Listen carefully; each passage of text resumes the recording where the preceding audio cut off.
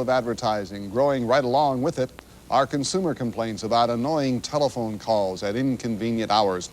Our money editor, Bill Flanagan, looks at the two sides of telemarketing. Bill? And here it is, Ray, the most powerful tool in the history of marketing media.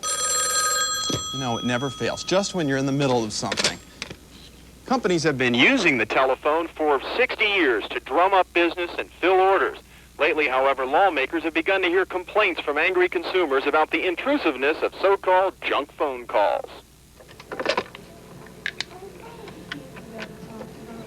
I'm calling from the West Penn AAA Motor Club. How are you today? It covers you and Louise the same $10 through February of 9. Good evening. Is this the Reed resident? West Penn AAA is an old hand at telemarketing. The Auto Club has been using the telephone for 10 years to solicit new members and to prod old ones to renew. Karen Roberts is director of marketing. Maybe 4% of the people that we actually talk to end up joining AAA. And if you compare that to direct mail, it's about double the response. That sort of effectiveness is leading a rapidly growing number of businesses and nonprofit organizations to turn to telemarketing. Direct Marketing Magazine estimates that the number of agencies that specialize in the technique grew from about 10, 20 years ago to 80 in 1980, and to more than 500 telemarketing agencies in 1985. 2 memberships for the price of 1. In just the past 5 years, employment in the field doubled from 1 million to 2 million workers. It has its advantages because it has that personal aspect to it. Audrey Federush is an assistant professor of marketing at Duquesne University.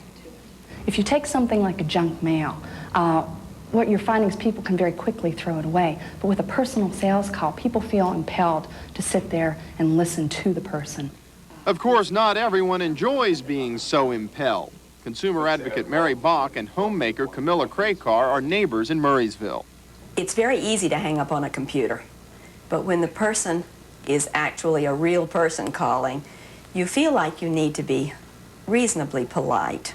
We have small children, and it would just be get the baby in the bathtub, you know, and the phone would ring, and then you have other children in school. You don't know if it's the school calling, or so you feel like you have to jump and answer the phone, and most usually daytime calls are nuisance calls. So even the Crakar's unlisted telephone number failed to stop an ever-increasing number of unsolicited calls. Across the country, complaining consumers have begun calling on lawmakers to legislate limits on telemarketing. Okay, well, sorry to bother you, and thank you very much. Bye-bye. And here are just a few of the bills being kicked around the U.S. Congress and the state legislature. These measures would do everything from prohibiting outright fraud to limiting the hours that telemarketers can work. Tonight at 11, we'll have more on just what's in these bills, and we'll tell you how to get your name off those telemarketers' lists if you want to. All right.